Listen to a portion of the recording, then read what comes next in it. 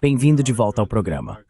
Hoje estamos acompanhados pelo Coronel Douglas Macgregor, veterano de combate, autor e ex-assessor sênior do Secretário de Defesa dos Estados Unidos. Obrigado por voltar ao programa.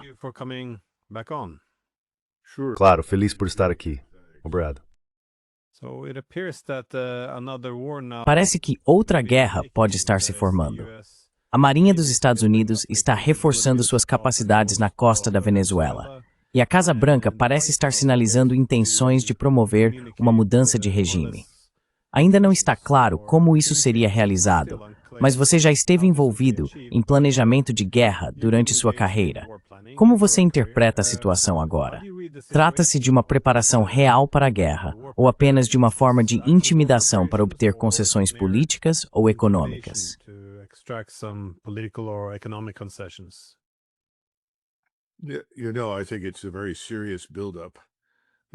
Sabe, acho que é um acúmulo muito sério. Foi planejado para fazer mais do que simplesmente intimidar. Acho que há uma disposição para intervir na Venezuela. Tenha em mente que temos planos desse tipo guardados há anos. Isso não é exatamente novo, de forma alguma. A Venezuela sempre foi um alvo em potencial, digamos assim, considerando Hugo Chávez, que precedeu Maduro, sua ideologia e suas possíveis conexões com a China e a Rússia.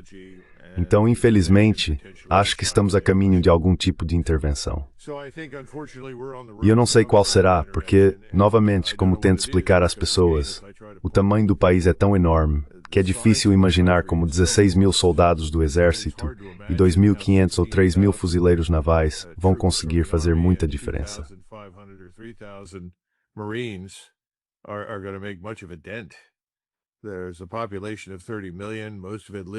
Há uma população de 30 milhões de pessoas, a maior parte vivendo nas regiões costeiras. Então, sabe, eu simplesmente não sei. A pergunta que continua surgindo é: qual é o objetivo político-militar específico aqui que estamos tentando alcançar? E a próxima pergunta, depois que se estabelece o que quer que seja, e eu não tenho certeza do que é, então a questão é: isso é alcançável? Podemos fazer isso? Sabe, a guerra, como todo mundo com um mínimo de bom senso aponta, é tão imprevisível em sua natureza que a gente se pergunta exatamente o que queremos fazer. E podemos falar mais sobre isso. Há muitas coisas circulando dentro do Beltway que podemos discutir.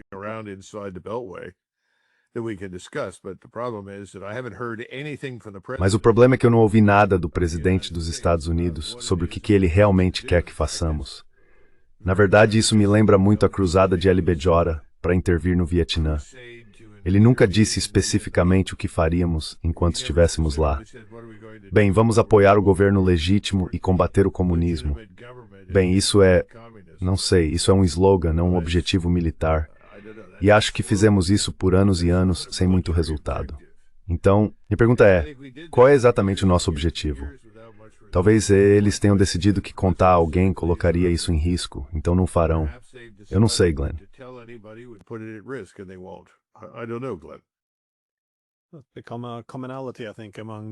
Isso se tornou um tema comum, eu acho, em muitos dos nossos conflitos no Ocidente político. A falta de objetivos e estratégias claras. Então, o que queremos alcançar e como exatamente devemos fazer isso? Porque também ouço falar sobre o desejo de combater o narcoterrorismo. Mas, novamente, quando você começa a bombardear a Venezuela, como exatamente esse objetivo seria alcançado? Pois é. As pessoas reclamam da falta de estratégias de saída, mas quando você nem sequer delineou uma estratégia, isso é ainda mais problemático. Então, o que você vê como possíveis consequências mais amplas disso? Porque a Venezuela é, como você disse, um país grande, tem vizinhos, tem uma economia, tem uma população numerosa. O que você acha que poderiam ser, bem, consequências imprevistas, mas algumas provavelmente também poderiam ser previstas?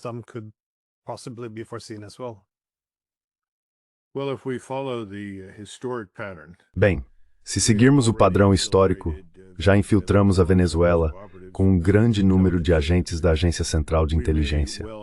Podemos também ter assistência de outros, incluindo o MI6, não sei ao certo. Agora, o que esses agentes da CIA farão em cooperação com forças possivelmente mercenárias? Forças mercenárias são fáceis de recrutar. O problema é que nem sempre são muito confiáveis. Mas se você está tentando iniciar uma guerra, elas certamente podem começar algo. Então isso provavelmente está em andamento agora, se já não estiver acontecendo. Em seguida, ao segundo ponto. Agora temos 2 destroyers russos ancorados na costa da Venezuela. E a questão é, o que isso significa?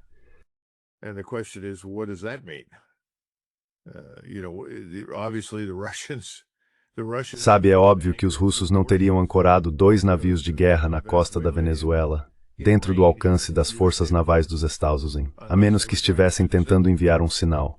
Acho que o sinal é bem claro. Vocês fizeram tudo ao seu alcance, ou seja, Washington, para nos destruir em Moscou. Vocês empurraram a fronteira da OTAN até o limite de sua capacidade e causaram a morte de provavelmente cerca de 130 mil russos e quase 1,8 milhão de ucranianos. E se recusam a acabar com esta guerra, continuam alimentando o fogo. Eu estava vendo alguns relatórios ontem. Os russos estão capturando garotos ucranianos, jovens que estão de uniforme há exatamente uma semana. E como resultado, eles não sabem o que estão fazendo.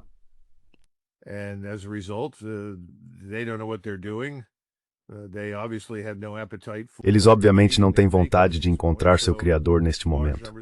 Então um grande número está se rendendo. Os russos estão perguntando, sabe, o que vocês estão fazendo? Bem, eles desistiram de tentar nos convencer a recuar e encerrar isso.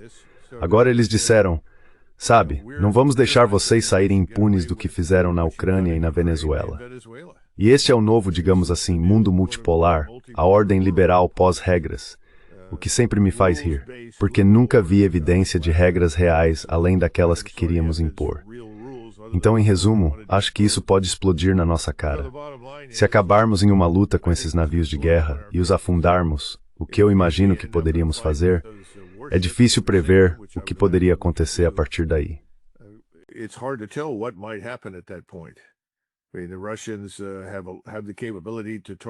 Quero dizer, os russos têm a capacidade de atingir tudo, essencialmente desde a Lituânia até a Romênia e da Polônia até a fronteira com a França. E eles poderiam fazer isso. Poderiam causar uma quantidade enorme de destruição em um período muito curto de tempo. Então acho que este é meio que o ponto de ruptura para os russos. E acho que estamos surpresos porque sempre acreditamos nas coisas erradas. Acreditamos que ninguém pode se opor a nós, que somos a força mais poderosa do planeta e que os russos são fracos, incapazes, incompetentes. É tudo bobagem, mas foi isso que nos venderam. É uma situação perigosamente desesperadora nesse sentido.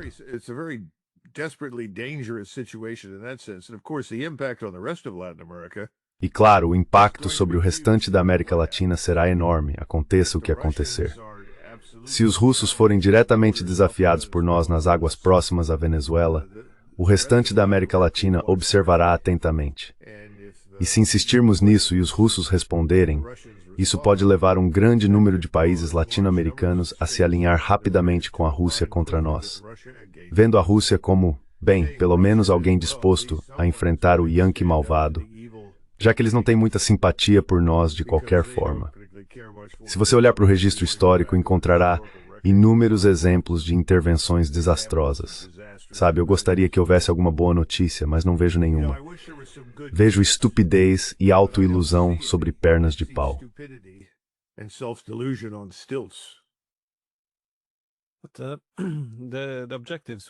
Mas os objetivos, ou pelo menos algumas das metas que parecem estar em andamento, são óbvios. A Venezuela tem muitos recursos naturais, e alguns políticos americanos sugeriram que, considerando todos esses recursos, é muito hostil da parte da Venezuela alinhar-se tão estreitamente com os russos e os chineses.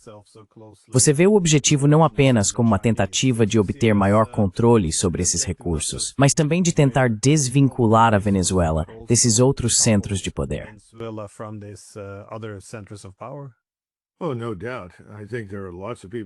Ah, sem dúvida. Acho que há muitas pessoas em Washington que acreditam que somos donos de todo o hemisfério ocidental e que ninguém pode entrar nele sob nenhuma circunstância, vindo de fora, sem a nossa permissão expressa. Elas citam a doutrina Monroe, mas a doutrina Monroe, na verdade, não teve um papel muito significativo no século XIX. ao contrário do que muitos acreditam, nós não tínhamos como aplicá-la. Na verdade, pode-se argumentar que a Marinha Real, pelo menos até a Guerra Civil, fez um ótimo trabalho em fazer cumprir a doutrina Monroe, porque a Marinha Real não queria que outras potências europeias interviessem no continente norte-americano. Não, acho que a questão fundamental é a seguinte.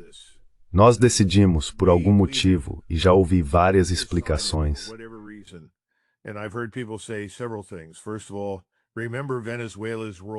Antes de tudo, lembre-se do suposto papel da Venezuela em ajudar a derrotar Donald Trump nas eleições de 2020.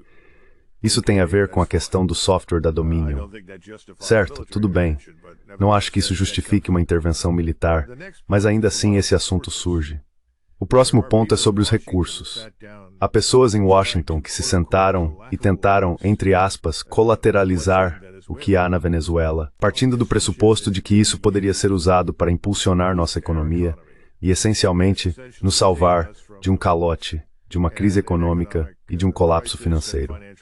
O problema de colateralizar os recursos de outro país é que você precisa entrar nesse país, precisa afirmar controle absoluto sobre ele. E nós não temos as forças. Certamente não temos as forças terrestres para fazer algo assim.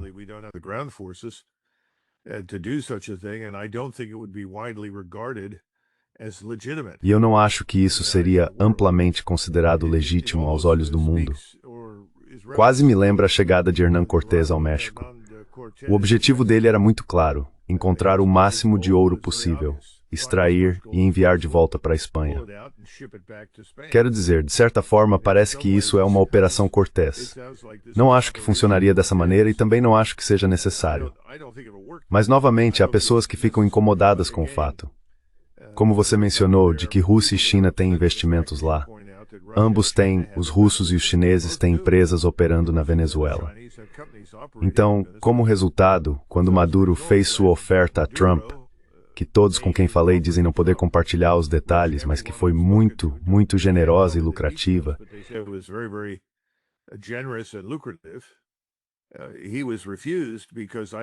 ele foi recusado porque, acho eu, Donald Trump havia sido convencido por algumas pessoas de que todos os outros na região precisavam ser expulsos. Bem, novamente, sabe, ao contrário dessa bobagem da doutrina Monroe, tivemos franceses, britânicos, russos e espanhóis no hemisfério ocidental de tempos em tempos por um período muito longo. E conseguimos lidar com isso e sobreviver a isso. Então não acho que seja uma boa desculpa. Também não vejo como poderíamos usar todas aquelas riquezas como garantia. Ouro, esmeraldas, lítio, obviamente, que todos querem acessar, terras raras, além de petróleo e gás, mesmo que o petróleo seja pesado, com alto teor de enxofre e problemático para refino. Leva mais tempo. Mas ainda é possível extrair 2 barris de petróleo na Venezuela pelo preço de 1 barril em West Texas.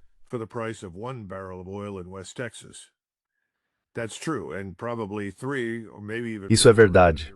E provavelmente 3, ou talvez até mais, do Irã e da Líbia para cada barril do oeste do Texas. Mas precisamos fazer isso.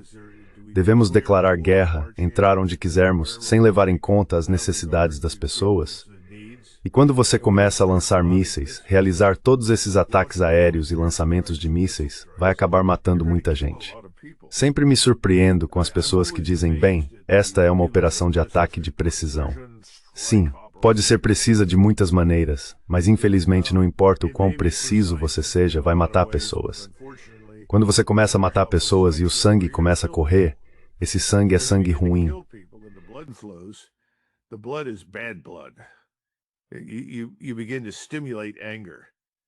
Você começa a provocar raiva, ofende as pessoas de forma permanente e leva muito tempo para se recuperar disso. Mas não vejo nenhuma evidência de que alguém esteja realmente pensando nisso com cuidado.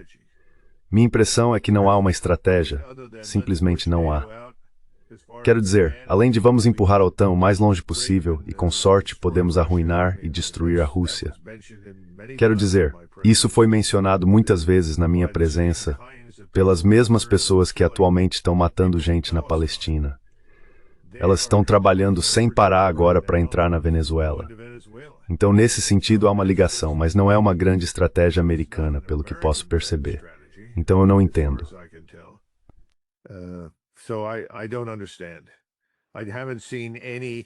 Eu não vi nenhuma evidência tangível e concreta de planejamento e preparação sistemáticos para a possibilidade de você destruir um governo, criar anarquia e, em seguida, ser obrigado a intervir e tentar restaurar algum grau de ordem. Isso é um erro grave. Estávamos em uma situação muito melhor no Iraque em 2003.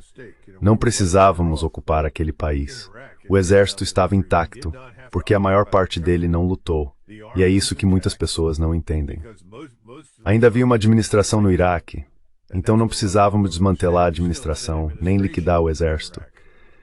Tudo o que precisávamos fazer era substituir as pessoas no topo e dizer: gostaríamos de fazer negócios com vocês.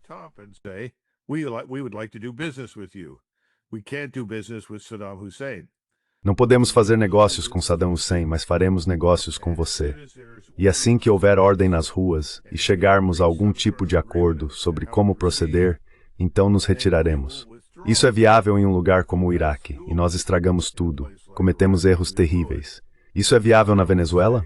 Não tenho certeza. A Venezuela é infinitamente maior, do tamanho de o quê? Alemanha, França, Áustria e Suíça juntas, com 30 milhões de pessoas. Um pouco mais desafiador. Então eu simplesmente não tenho boas respostas, mas não vejo nada de bom acontecendo como resultado do que estamos planejando fazer. Digamos assim.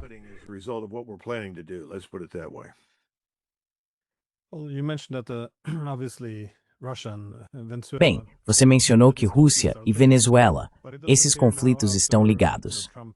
Mas parece agora que depois de Trump ter se orgulhado do ataque à infraestrutura energética russa e feito algumas ameaças sobre o Tomahawk, todo o conflito na Ucrânia está sendo deixado em segundo plano, e mais responsabilidade está sendo passada para a Europa, pelo menos nesta semana. Veremos o que acontece a seguir. Mas a situação na Ucrânia está longe de ser estável agora. Quão significativa você considera, por exemplo, a situação de cerco em Pokrovsk, em termos de mudança na dinâmica da guerra e também do envolvimento ocidental?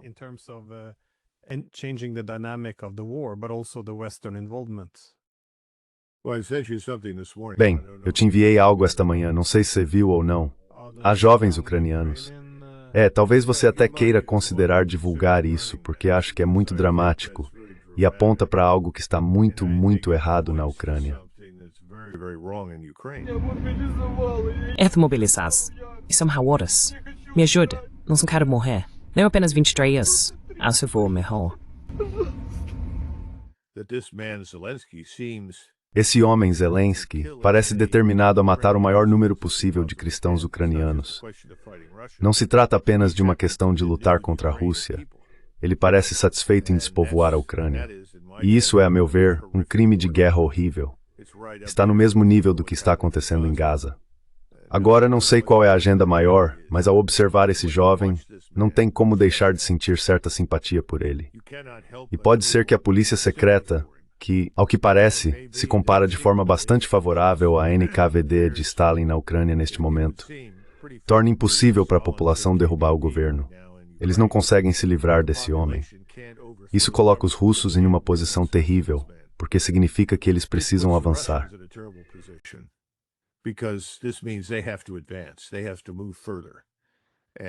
Eles precisam avançar mais, e parece cada vez mais que eles vão subir até o rio, eles vão tomar Odessa. Agora, o que fazem depois disso? Eles não querem ir mais para o oeste, não querem governar ou administrar os ucranianos. Mas, em algum momento, é preciso encarar a realidade e fazer o que for necessário para garantir a segurança do próprio país. Acho que é essa a posição em que os russos se encontram. Mas, se chegarmos a um confronto com os russos por causa da Venezuela, por conta desses dois navios de guerra, então eu diria que a fervura lenta que você mencionou na Ucrânia vai de repente se tornar uma fervura intensa. Em outras palavras, a temperatura vai subir e começaremos a ver a água evaporar rapidamente.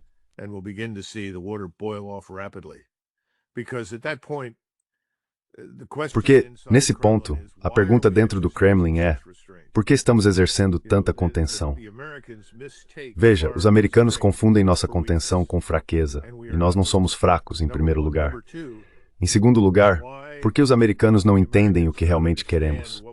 Bem, eles não entendem porque se recusam a ouvir. Eles nem sequer consideram os interesses legítimos de segurança de Moscou. Recusam-se a reconhecer que Moscou não apenas tem interesses legítimos de segurança, mas que deve ser tratada não como um país atrasado do terceiro mundo, e sim como um Estado desenvolvido, com poder militar superior e grande potencial econômico por causa de todos os seus recursos. Por que não podemos tratar Moscou como um país igual?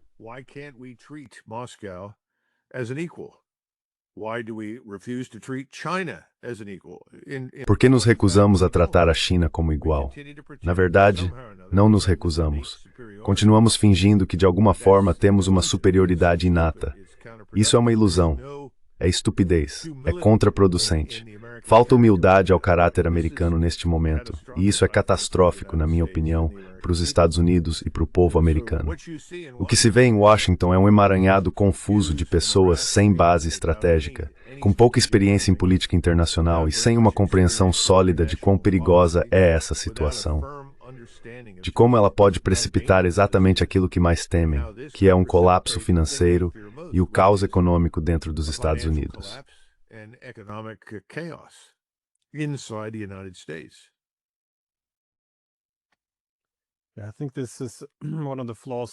Acho que esse é um dos defeitos na estratégia de Trump.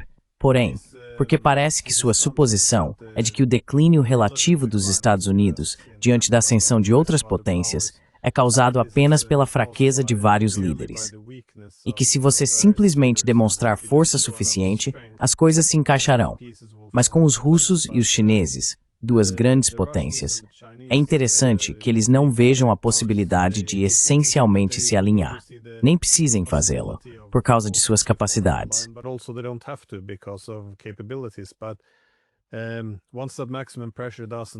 Mas, uma vez que essa pressão máxima não funciona, é difícil dizer qual é o plano B.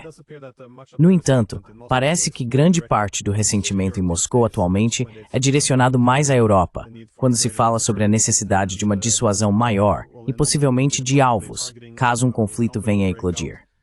Eles tendem a mencionar a retórica de guerra dos europeus. Você acha mais provável que surja um conflito direto entre os europeus e os russos? Ou os russos ainda permanecerão contidos, como você sugeriu?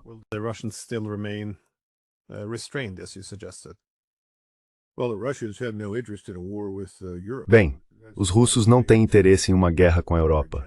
Isso é a última coisa na agenda deles. Eles querem paz com a Europa, querem fazer negócios com a Europa. Então, se pegarmos a França e o Reino Unido, por exemplo, o Sr. Macron decidiu que vai enviar a Legião Estrangeira Francesa, cerca de 2.000 homens, para a Ucrânia. Minha suposição é que eles irão para Odessa. Os franceses já têm uma presença modesta lá, mas isso é o máximo que ele pode fazer. A liderança militar francesa deixou muito claro que não está em posição de enviar mais nada, e acho que eles mostrarão enorme resistência à ideia. Acho que há uma situação semelhante agora em Londres. I think you have a similar situation right now in London. Starmer is in a great deal of trouble because he was making promises. Starmer está em sérios apuros porque vinha fazendo promessas de enviar 30.000 soldados britânicos para lutar na Ucrânia sem consultar ou informar ninguém. Acho que o rei finalmente acordou e interveio, o que vai pôr fim a isso. Eu esperaria que Starmer se afastasse. E duvido muito que o rei ou o príncipe de Gales estejam ansiosos para entrar em guerra com a Rússia. Não acho que eles vejam qualquer motivo para isso.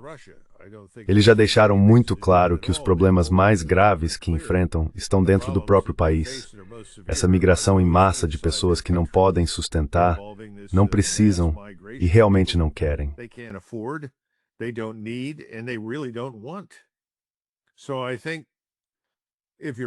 Então acho que se você é o presidente Putin, uma das coisas que ele tem aconselhado em particular, e estou bastante certo disso, é paciência em relação à Europa. Se os russos estiverem dispostos a exercer um pouco de paciência, os governos europeus vão mudar. Eles vão cair, e novas pessoas chegarão ao poder. Acho que isso vai acontecer na Grã-Bretanha e na França. E quando isso acontecer nesses dois países, será muito difícil para Vance e os lunáticos que o apoiam na Alemanha permanecerem no poder. O AfD, a alternativa para a Alemanha, está crescendo a cada dia porque tem uma agenda inteligente que diz sem guerra. Precisamos restaurar boas relações com a Rússia. Precisamos voltar a ser uma potência científica e industrial, elevar nosso padrão de vida e sair desse abismo em que caímos.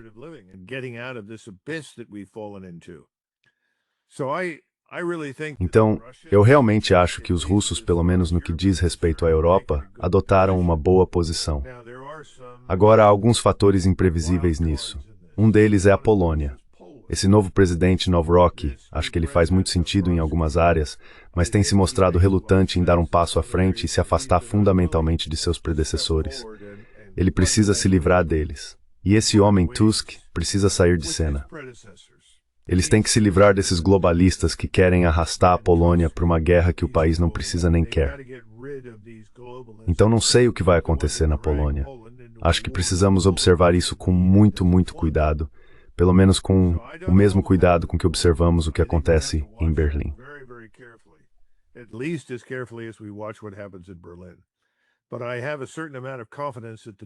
Mas eu tenho uma certa confiança de que os alemães vão sair desse poço de desespero em que estão e vão tirar Scholz do poder. Além disso, acho que eles vão encontrar uma maneira de encerrar esse conflito com a Rússia, porque simplesmente não faz sentido. Há a Eslováquia e a Hungria, e em menor grau a Sérvia, embora a Sérvia infelizmente tenha jogado dos dois lados. Ainda assim, a população lá é muito pró-Rússia. E eu acho que os meros húngaros e os eslovacos não são necessariamente pró-Rússia. Eles pró-paz. Eles são simplesmente contra a guerra, e não vem motivo para entrarem numa. A população na Romênia é bastante semelhante.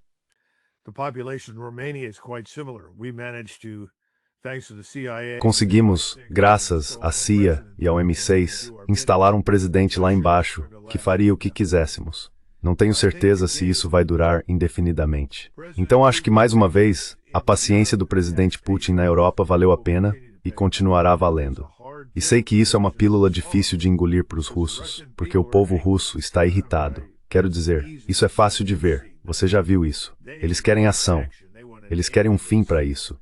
Mas, felizmente, Putin é um ser humano ponderado e equilibrado, e não é guiado por emoções, o que certamente é uma melhora em relação a Donald Trump, que parece incapaz de controlar suas emoções.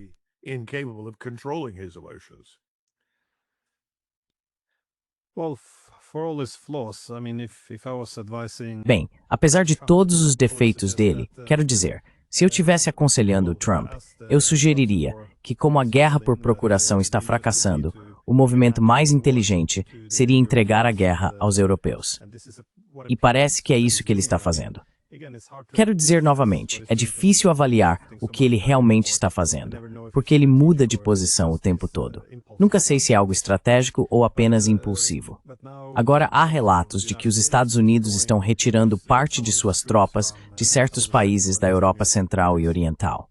Não tenho certeza se você tem uma visão clara, quantas tropas, quais países, mas essa retirada já começou, porque isso vai exatamente contra o que os europeus esperam. Eles querem mais tropas americanas para envolver ainda mais os Estados Unidos nisso. Mas você acha que os americanos estão encerrando isso e entregando aos europeus? Sim, bem, acho que esse é o desejo particular do presidente Trump.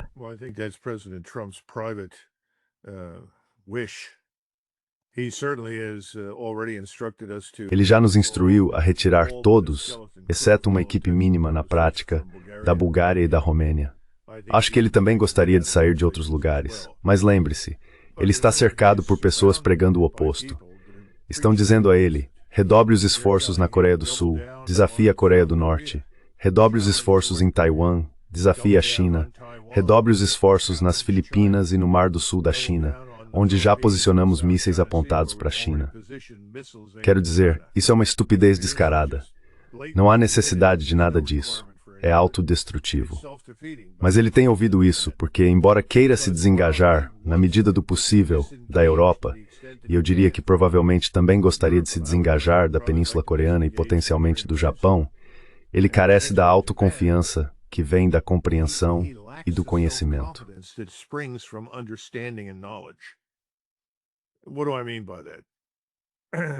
O que quero dizer com isso? Talvez eu já tenha dito isso antes, e se for o caso, peço desculpas. Você pode me interromper no meio se eu estiver me repetindo. Nos anos 50, Eisenhower refletiu em alguns de seus escritos especialmente depois que deixou o cargo, nos anos 60, sobre o que um presidente precisa saber. Ele precisa entender o sistema internacional. Precisa compreender a economia, não apenas a economia doméstica, mas o sistema econômico global. Precisa entender as forças armadas, como funcionam ou não funcionam e o que podem ou não fazer. E, por fim, precisa saber como se eleger. Agora, todo mundo que chega a esse cargo já descobriu como se eleger. É assim que chega lá.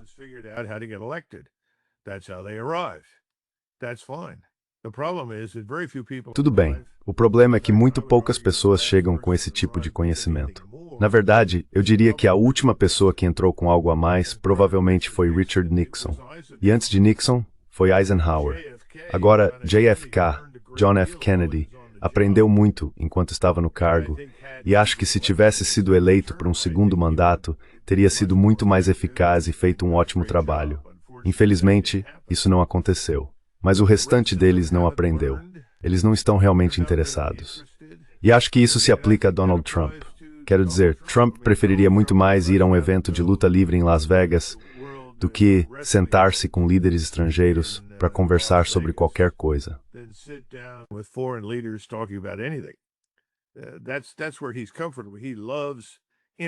É aí que ele se sente à vontade. Ele adora interagir com seus apoiadores. É por isso que gosta de realizar esses comícios e falar com eles. Ele vê isso como liderança e associa muito disso ao ato de governar. Infelizmente não funciona assim. Então esperamos que ele essencialmente abrace a grandeza. Agora, o que quero dizer com isso? Grandeza significa reconhecer os limites do seu poder, os limites dos seus interesses. Sabe, isso remonta a Palmerston, que disse que o Império Britânico tem apenas interesses permanentes. Nenhum aliado permanente, nenhum amigo permanente, apenas interesses permanentes.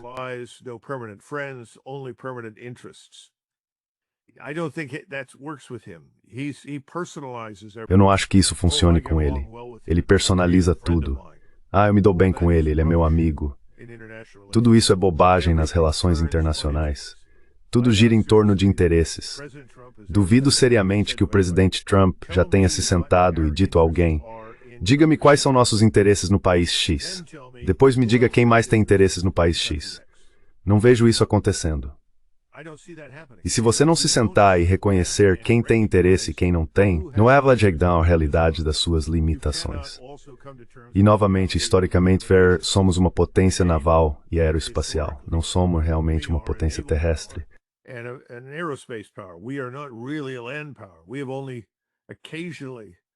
Nós só levantamos grandes exércitos para lutar ocasionalmente, de fato, na Guerra Civil. O que fizemos durante a Guerra Hispano-Americana foi bastante modesto. Depois chegamos à Primeira Guerra Mundial e à Segunda Guerra Mundial, e começamos a manter forças terrestres maiores para permanecer na Europa. Isso acabou. E acho que ele entende que isso acabou. Mas transformar isso em algo positivo, em uma nova estrutura global, é algo para o qual ele não está preparado. Nuis, ele storniamos formos opporstatusum, Engrabor orslaskinlingt, the ferry bodards and orters, the stetamorilingt, e times.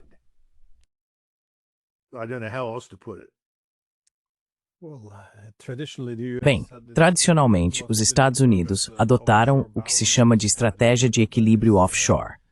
Ou seja, evitar uma presença permanente no continente eurasiático, já que isso seria custoso para os americanos e também incentivaria um equilíbrio coletivo. Agora, acho que isso é uma mentalidade do século XIX. Nós não vivemos no século XIX. A tecnologia mudou. Não precisamos colocar navios na costa do norte da África para ameaçar ninguém, e os russos não precisam colocar navios na costa dos Estados Unidos para nos ameaçar. Em outras palavras, a tecnologia mudou. Temos à nossa disposição os meios para nos aniquilar mutuamente. Ponto final. Rapidamente. Então essa história de bem, eu tenho uma grande marinha lá fora e todo mundo está impressionado com isso. É besteira. É simplesmente besteira. Edward Luttwak há muitos anos falou sobre isso. Acho que remonta aos anos 1980, quando ele descreveu o porta-aviões que aparece na costa do Líbano. Acho que era lá. E ele diz que bela imagem.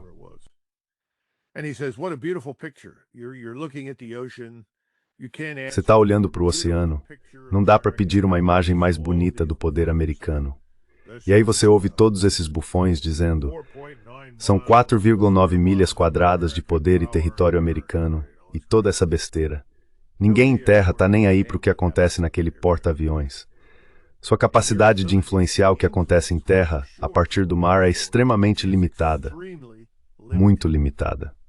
Então acho que precisamos sair do século XIX. Ainda temos pessoas agindo como se estivéssemos antes da Primeira Guerra Mundial. Mandem os canhoneiros. E acho que esse é o problema com o presidente Trump. Estamos no século XXI, ninguém precisa mandar um canhoneiro para lugar nenhum para nos causar um enorme dano se os provocarmos. E é por isso que estou muito preocupado com esses dois navios russos. Acho que temos uma escolha a fazer.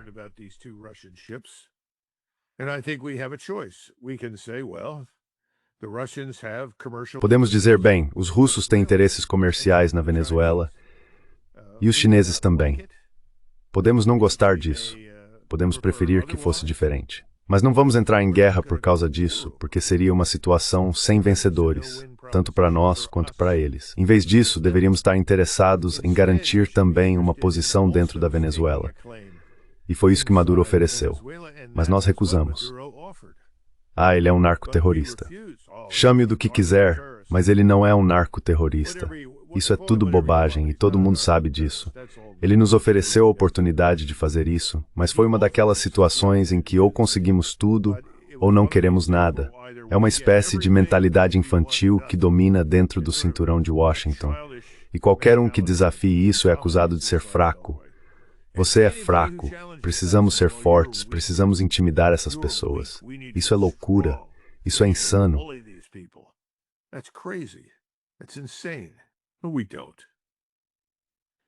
Mas nós não fazemos isso.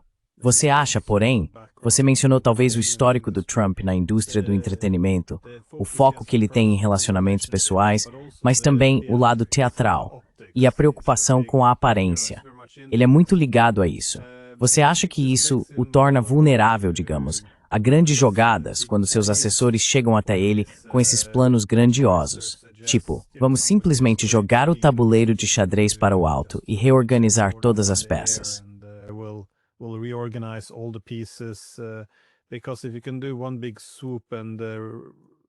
Porque se você pode fazer uma grande jogada e, digamos, reorganizar tudo, derrubar décadas de realidade e criar uma nova, parece que só pela personalidade dele, isso é algo que ele se sentiria inclinado a fazer, em vez de apostar no longo prazo.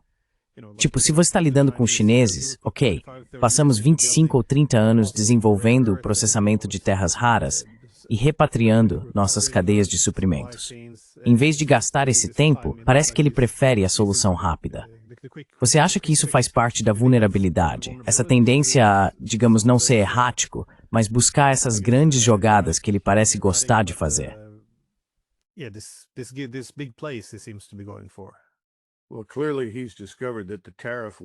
Bem, está claro que ele descobriu que a guerra tarifária é um beco sem saída. Isso não funcionou.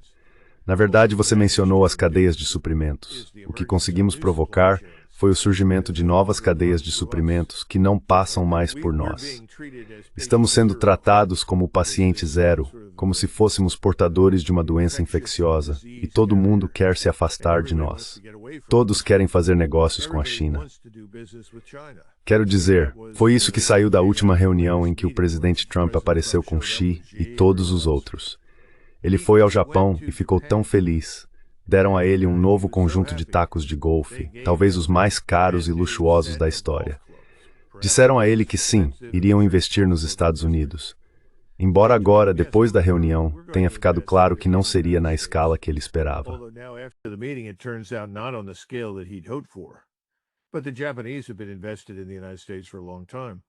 Mas os japoneses têm investido nos Estados Unidos há muito tempo.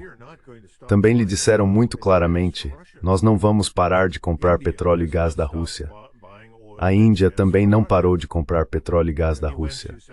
Sabe, ele foi à Coreia do Sul, e o presidente da Coreia do Sul lhe deu uma réplica da coroa do Kanato coreano. Sua única reclamação foi que não era a original. Ele disse, eu só queria a original. Mas a questão é que as pessoas aprenderam a manipulá-lo e ele adora ser bajulado. Quero dizer, uma das cenas mais marcantes e, francamente, deprimentes foram aquelas reuniões de gabinete em que os membros se desdobram para dizer ao presidente: "Uau, graças à sua liderança brilhante, você salvou a América." Certo, ótimo.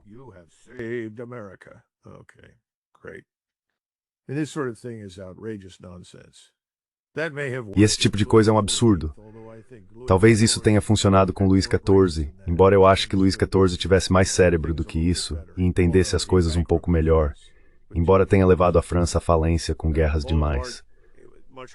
Bonaparte era muito mais difícil de conquistar com bajulação. Meu ponto é que isso é contraproducente. E é pior do que isso. É deprimente de assistir. Acho que esse é um grande problema, sem dúvida. Todo mundo que já trabalhou com ele sabe que é assim que se consegue alguma coisa. Você o bajula, diz o quanto ele é maravilhoso, o quanto é brilhante, como todos dependem dele e como ele trouxe bondade e felicidade para todos. O que precisamos é de racionalidade e de um cálculo frio e objetivo. E precisamos de algo mais.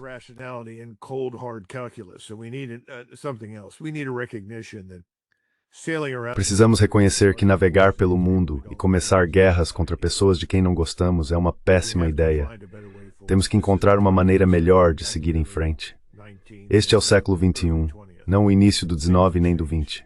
As coisas mudaram. Devemos nos concentrar em lidar de forma decisiva com nossa dívida.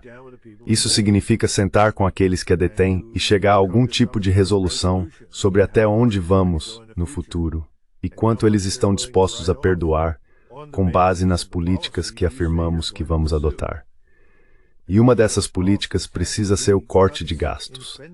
Não vejo nenhuma evidência de que alguém esteja disposto a cortar qualquer gasto. Então me parece que simplesmente vamos despencar do penhasco e até atingirmos o fundo e nos esborracharmos. Estaremos acabados, brain.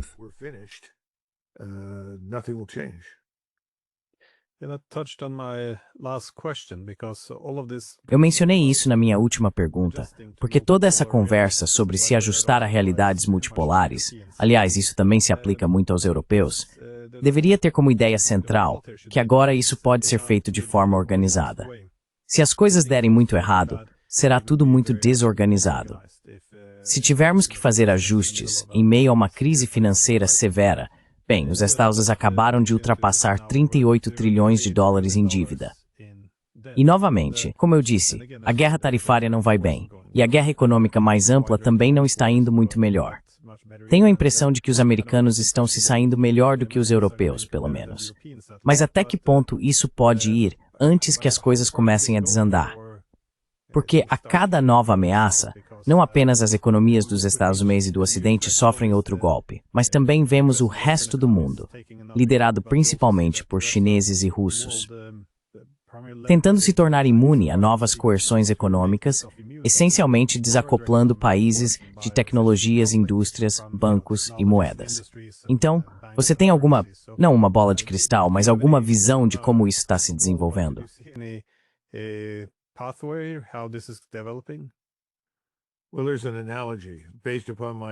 Bem, há uma analogia baseada na minha experiência nas Forças Armadas. O motivo pelo qual menciono isso é que se você observar esses chamados programas de transformação, em outras palavras, vamos nos tornar o que precisarmos ser no futuro e faremos isso de forma mágica. Apenas nos deem mais dinheiro e resolveremos tudo. Inevitavelmente nada muda. Você só obtém outra versão da antiga força. Não surge nada realmente novo. Não há experimentação de verdade, porque as pessoas no comando estão comprometidas em manter o máximo possível do status quo. Mudar isso é assustador para elas. Têm medo de perder seus empregos ou serem deixadas de lado. Eu estava lendo as diretrizes do secretário Hegseth ontem à noite. Ele fez várias observações interessantes, mas então usou esta expressão: reconstruir o exército.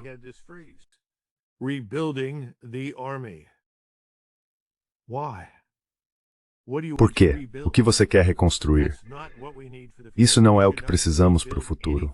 Não deveríamos reconstruir nada do que temos agora. O que precisamos fazer é passar por esse processo árduo de descobrir o que realmente precisamos. Temos a mesma coisa acontecendo na economia. Não estamos construindo uma economia produtiva. Estamos sendo guiados pelo nariz por aquilo que eu chamaria de capitalistas financeiros. Pessoas que ganharam bilhões de dólares com aplicativos, aplicações que tiram um pouco de dinheiro de você, colocam em seus bolsos e depois o movem para outro lugar. Em outras palavras, não estamos construindo nada. Exceto, é claro, eu diria Elon Musk, que merece crédito por isso. With the exception, of course, I think of Elon Musk, who deserves credit for this. He's building things, and as a result, he is creating employment. Ele está construindo coisas e, como resultado, está gerando empregos. O que ele está construindo é produtivo no sentido de que pode se tornar a longo prazo um pilar da nossa economia, em termos fundamentais. Mas o resto, não realmente. E nós não pensamos nada a fundo. Estou sempre sendo inundado por pessoas perguntando sobre terras raras, e tenho me envolvido com isso há algum tempo, pelo menos uns 2 anos. É como colocar um curativo em uma ferida aberta. Não há nenhuma abordagem estratégica coerente para nada em Washington. Não existe uma estratégia científico-industrial, nem uma estratégia de alta tecnologia, nem uma estratégia agrária. Sabe, nós costumávamos produzir mais alimentos do que quase qualquer outro país do planeta. Por que não estamos fazendo isso agora?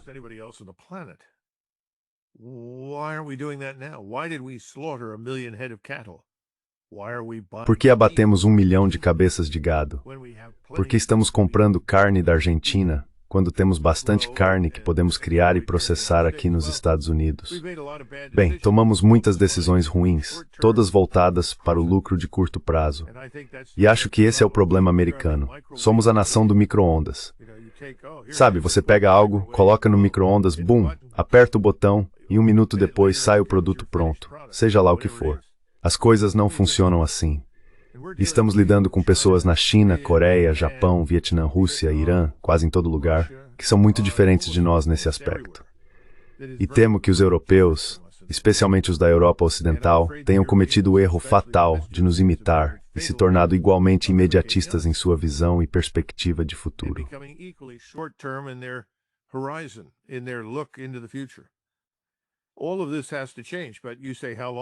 Tudo isso precisa mudar. Mas você pergunta, por quanto tempo isso vai continuar e quando vai acontecer?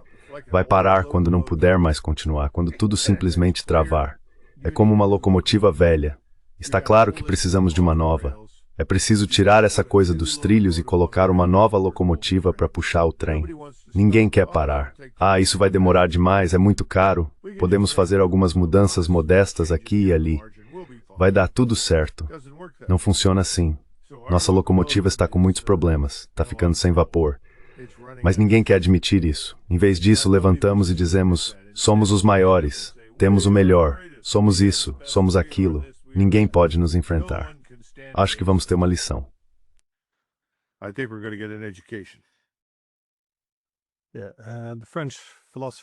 O filósofo francês Emmanuel Todd faz uma observação. Ele chama isso de micromilitarismo, quando um país ataca pequenos alvos militares para expressar sua grandeza. Historicamente, ele diz, isso costuma ocorrer em períodos de declínio. Como você sugeriu, se é preciso lembrar a todos o tempo todo quão grande você é, talvez estejamos perdendo nossa grandeza aí.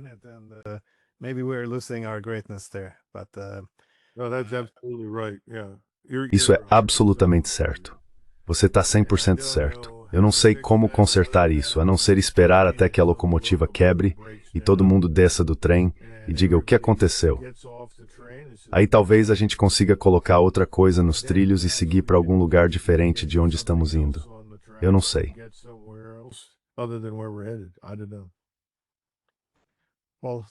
Bem, ma'am, muito obrigado por dedicar seu tempo. Eu sempre adoro ouvir sua perspectiva e aprender com você. Então, mais uma vez, obrigado. Claro, obrigado. Tchau.